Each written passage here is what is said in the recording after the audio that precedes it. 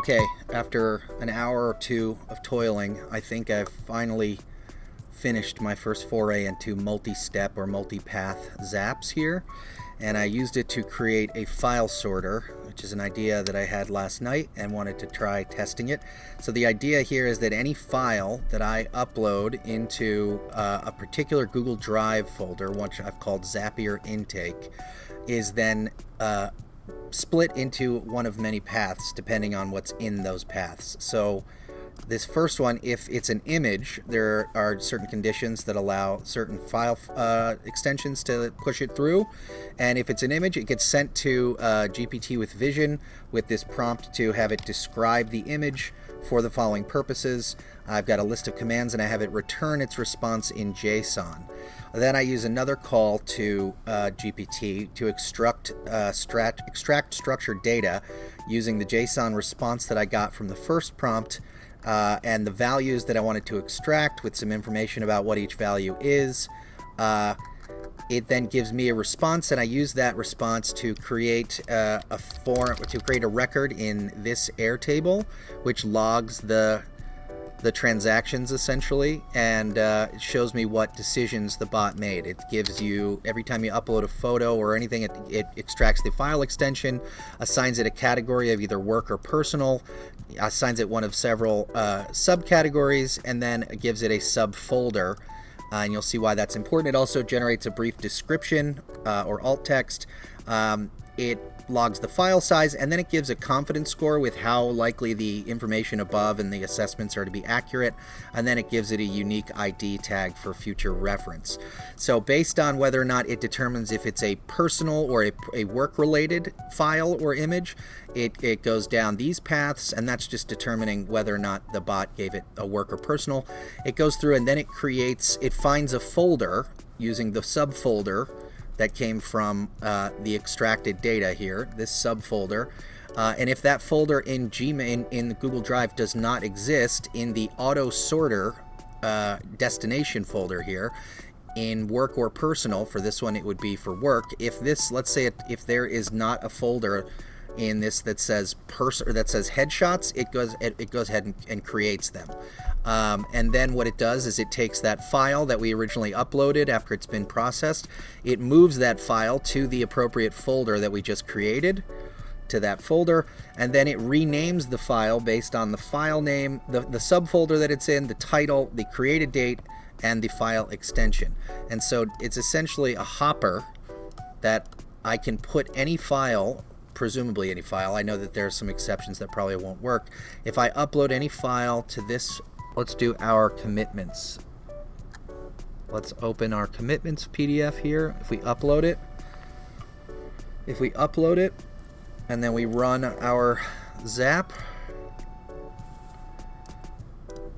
it may have already gone, but let's see. It's looking for a new item.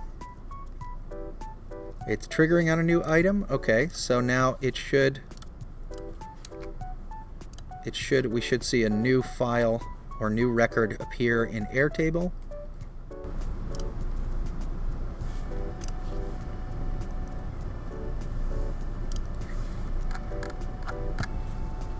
When that is done, this is good. It looks like it worked. Okay, so we have, let's go back to our Zap runs. We can see there it is. It's a new file. It ran, if it's a file, it sees it as a PDF. It's described this statement on DEI initiatives. Okay, it's going to create a new record in Airtable, which we see DEI commitments. It's put it under work and it's put it under reports. So it should be gone from Zapier intake. If we go to work, if we go to reports, we can see reports, DEI commitments, Center for Cooperative Media, and the original created date. Beautiful, baby. Look at that, and the file is there. Same thing happens if it is a file versus whether it's an image. It does this. If it's a file, it does very similar, work, personal. And then a fallback is if any of the file extensions not listed or listed here are not met. For instance, chat does not allow JPGs. It only allows JPEGs with an E. So anything that does not fall into these categories here will automatically go into the fallback, which then sends it to Anthropic instead of ChatGPT, which can apparently process JPGs instead of JPEGs. I still want to add additional paths for to diversify what if file, because as you can see here, I think I want to keep them to mainly if it's a text document, and then split off the ones that are either video or audio, particularly because I don't think that chat can handle videos, and I don't think it can handle straight audio, so I need to maybe add an additional step that allows, you know, transcription, so we can upload audio and transcribe it into a text, and then we can have it run the analysis. So if the title extension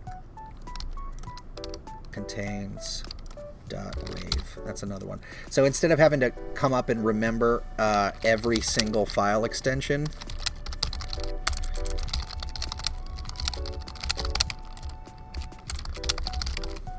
that way I can slowly piece off the specific use cases, because I'm not going to be uploading too many random file types or extensions. But that's what it looks like now. It's getting a bit robust. When it runs, even though it's got like 39 steps in between, it actually only counts as 6 tasks, even though it's got 41 steps involved, possible steps. So it doesn't eat too much into our Zapier task count here of 2,000. And that's it.